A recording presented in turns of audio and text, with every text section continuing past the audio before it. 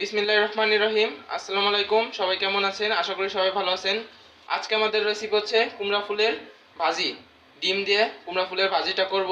তো সবাই তো কুমড়া ফুলের বড়া খাইছেন, কিন্তু আজকে আমরা সাদামাটা একবারে অল্প কিছু উপকরণ দিয়ে, শুধু হলুদ আর লবণ দিয়ে আর পেঁয়াজ আছে এই জায়গায়, যে পেঁয়াজ কুচি করা আর মরিচ কুচি করা, এগুলো দিয়ে আমরা আজকে কুমড়ার ফুলের ভাজিটা করব।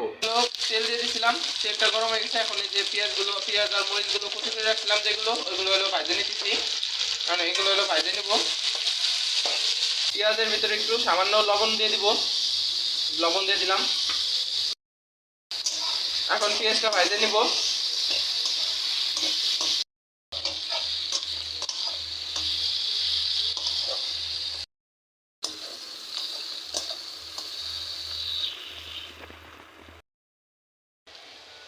পেঁয়াজটা ভাজা হয়ে গেছে, তো বেশি ভাজা করব না, এরকমই রাখবো।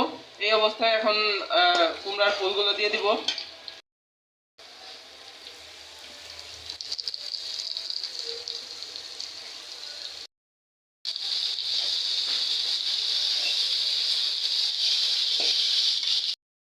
এখন সামান্য একটু হলুদ দিয়ে দিব, তো বেশি পরিমাণে দিব না, একবারে সামান্য একটু।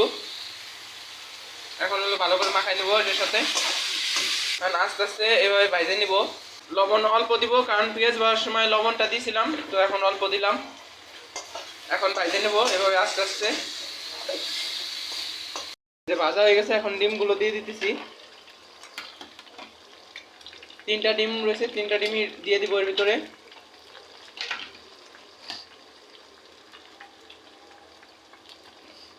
হ্যাঁ, দিয়ে দিলাম এখন 3টা ডিম।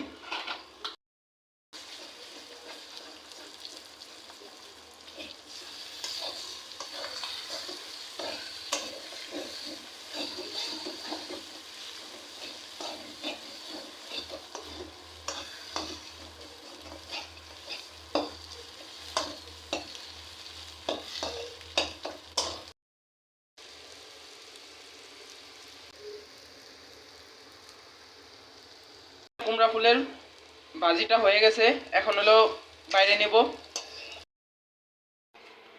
তো আমাদের কুমড়া ফুলের ভাজিটা হয়ে গেছে।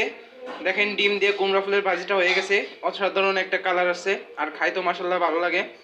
তো এটা হলো গরম গরম খাইতে অনেক মজা লাগে। তার জন্য হলো আম্মুর সাথে সাথে রান্না করলো, যাতে ভাতের সাথে সাথে সাথে খাইতে পারি। তো আপনারাও একবার হলো এভাবে বাসায় ট্রাই করবেন যে কেমন লাগে। আর যারা ট্রাই করছেন অবশ্যই কমেন্টে জানাবেন। তো আজকের ভিডিওটা এই পর্যন্তই। সবাই ভালো থাকবেন, সুস্থ থাকবেন, আমাদের জন্য দোয়া করবেন। আসসালামু আলাইকুম। আর চ্যানেলটা অবশ্যই সবাই সাবস্ক্রাইব করে দিবেন।